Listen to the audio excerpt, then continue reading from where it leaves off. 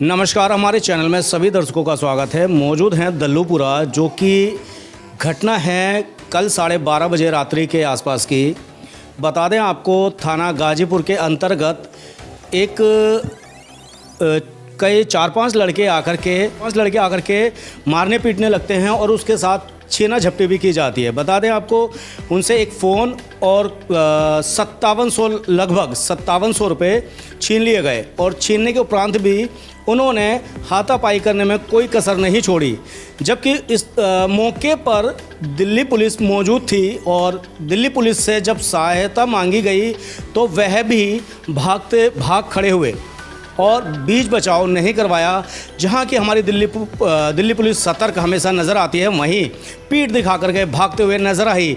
हमारे बीच में पीड़ित परिवार है, जो कि जिनके साथ ये हादसा हुआ, घटना हुई। बता दें आपको, जो दल्लूपुरा है उसके अंतर्गत थाना आता है न्यू अशोकनगर, और जब वह अशोकनगर थाना पहुँचे तो उन्होंने बोला कि यह थाना कल्याणपुरी के अंतर्गत आता है। वह फिर थाना कल्याणपुरी के अंतर्गत पहुँचे। उन्होंने कहा ये थाना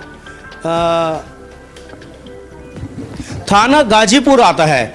तब यह वापसी आए और इन्होंने आकर के फिर कॉल करके फिर पीसीआर आई और इनको जांच पड़ताल के लिए एमएलसी के लिए लाल बहादुर लेकर के गई। जानने की हम पूरी कोशिश करेंगे कि क्या था पूरा घटनाक्रम। हमारे बीच में मौजूद हैं। क्या नाम है आपका? मेरा विकास नाम है। क्या घटना हुई थी पूरी? मैं जा रहा था, एक फंक्शन से आ रहा था, तो एक दुकान खुल रही थी। मैं वहाँ पे रुका कुछ खरीदने के लिए। वो खोखा था, नॉर्मली लेडीज बैठती है उस पर। तो वो पहले उस लेडीज से हाथापाई कर रहे थे, बदतमीजी कर रहे थे। तो मैंने उनसे बोला कि भाई क्यों परेशान कर रहे हो इसको। तो मैं दुकान वाले को तो छोड़ दिया, मुझे पकड़ लिया। और जैसे मैंने पैसे दिए ना दुकान वाले को, तो उन्होंने मेरे हाथ में पैसे देख लिए। पहले तो पैसे छीन लिए मेरे। फिर मैं कॉल करने जा रहा था पुलिस को, तो मेरा फ़ोन छीन लिया। फिर भी एक बंदा पीछे से आया, मेरे सर पे ईंट मार दी पीछे से, जो टाके भी लगे हुए हैं, फटा हुआ सर। और क्या नाम है, फिर बहुत बुरी तरह से मुझे मारा है ईंट पत्थरों से।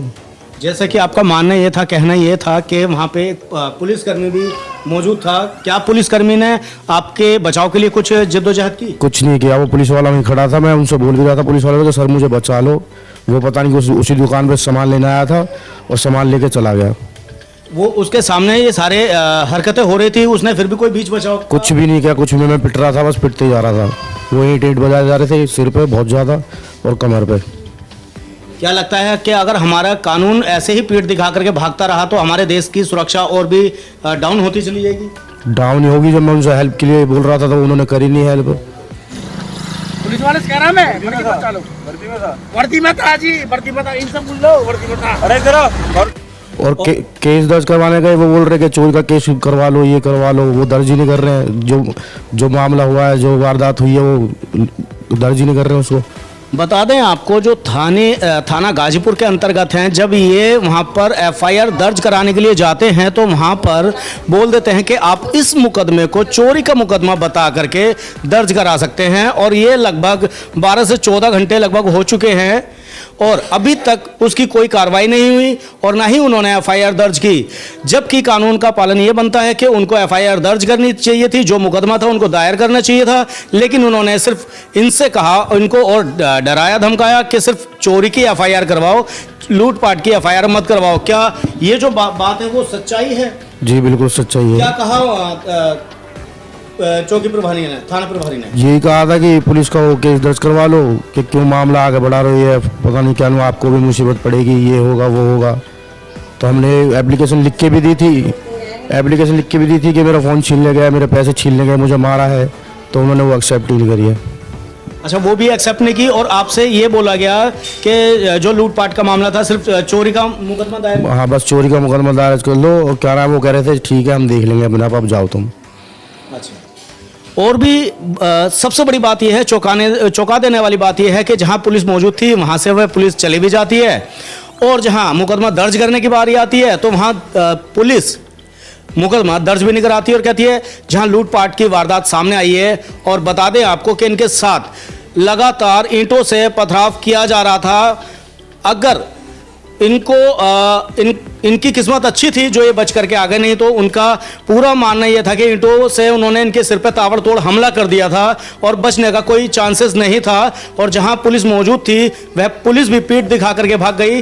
और जब ये पुलिस से गुहार लगाने गए, अपनी समस्या को लेकर के गए, तो वहीं पुलिस ने इनको बोला कि चोरी का मुकदमा दर्ज कराओ और नहीं तो तुम यहाँ से चले जाओ। कुछ इस प्रकार से अगर हमारे देश का कानून और देश की व्यवस्था इस प्रकार से चलेगी तो हमारा देश कहाँ तरक्की कर पाएगा। जहाँ की हमारी सरकारें बड़े बड़े दावे करती हैं कानून को लेकर के कि कानून सख्त है और हमारे कानून के हाथ लंबे हैं और वो मुलजिम तक पहुँच जाते हैं, तो कहीं ना कहीं यहाँ प्रशासन की, पुलिस प्रशासन की कमियां नज़र आ रही हैं। और भी हम जानने की कोशिश करेंगे, हमारे बीच में मौजूद हैं इनके भाई हैं जिनसे हम जानने की कोशिश करेंगे। क्या नाम है आपका? मेरा नाम पंकज है जी। आप ये बताएं, जो घटनाक्रम हुई, जो आपने फुटेज आपने दिए हमें, उसके बाद क्या हुआ जैसे आपको पता चला? इसके बाद ये PCR में लाल बहादुर लेके गई, वहाँ इसका मेडिकल हुआ। आपने सबसे पहले कॉल की मैंने 2 कॉल की थी। पहली कॉल पे PCR नहीं आई, दूसरी कॉल पे PCR SHO सब आए थे।